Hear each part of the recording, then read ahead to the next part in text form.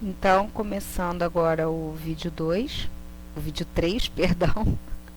Começando o vídeo 3, eu parei na deposição do czar em fevereiro de 17. Eu queria mostrar para vocês, rapidinho, essa imagem. Esse seria o Rasputin, ou Rasputin, né? Que era o que eu falei, uma espécie de mentor, de guru do czar, tá? Percebam que ele tem essa figura emblemática, né? Do cabelo comprido, da barba. Tudo isso é bastante emblemático. Lembram quando eu falei da questão dos movimentos messiânicos? A ideia do Messias sempre com essa visão? Pois é, percebam que ele tem a visão messiânica, né? A visão do homem de cabelo comprido, barba comprida, sempre uma visão mística dessa figura, tá? Mas voltando aí para a ideia das revoluções. Em fevereiro de 1917, nós temos a chamada Revolução de Fevereiro. Revolução de Fevereiro. Não tinha um nome mais criativo para isso. Ela foi uma revolução de base menchevique, ou seja, foi uma revolução feita pelo grupamento menchevique, que aconteceu lá naquela divisão, né, que eu falei com vocês, e é chamada da fase liberal burguesa das revoluções. Eles criaram o chamado governo de coalizão, ou seja, um governo que uniu grupos diferentes. Toda vez que eu falo de coalizão, eu estou falando de união de grupos diferentes, diversos grupos, tá? Esse governo funcionava pela Duma, que era controlada pelo Partido Cadete. Lembram que eu falei que o Partido Cadete quase não tinha expressão política? Então, eles queriam força, então eles vão controlar a Duma nesse período.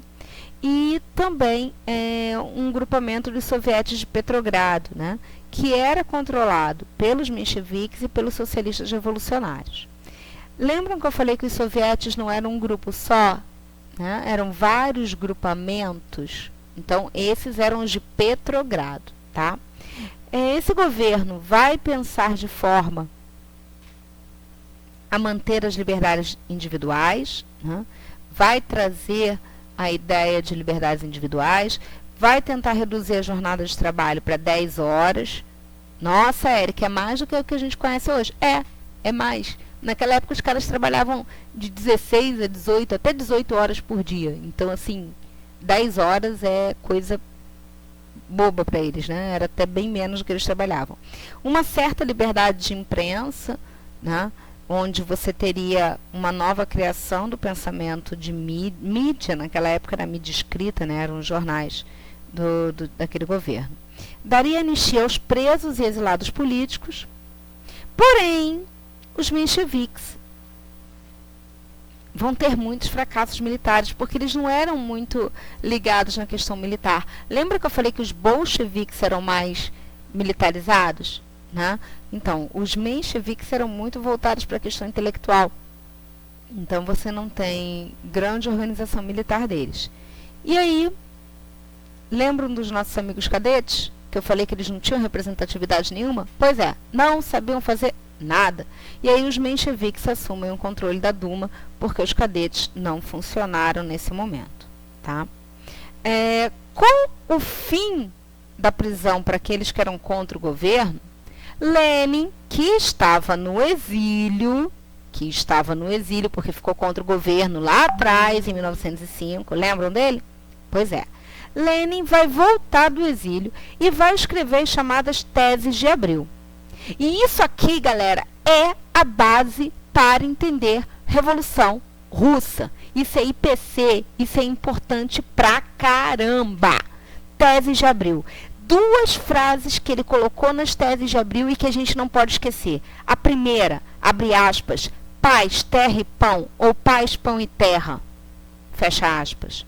Ele queria um país que não se envolvesse mais com as guerras. Lembrem que a Rússia estava lá na Primeira Grande Guerra, né?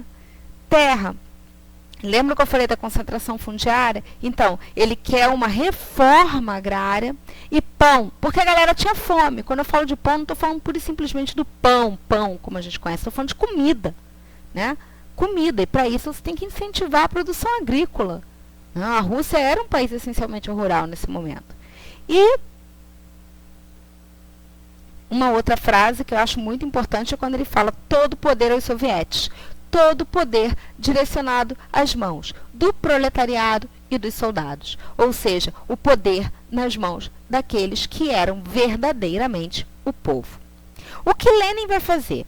Ele vai chamar o Trotsky, que era um cara maneiraço, sim, era um dos grandes apoiadores de Lenin. Lenin teve 2 apoiadores muito importantes, Stalin e Trotsky. Trotsky e Stalin não se davam muito bem, não, tá?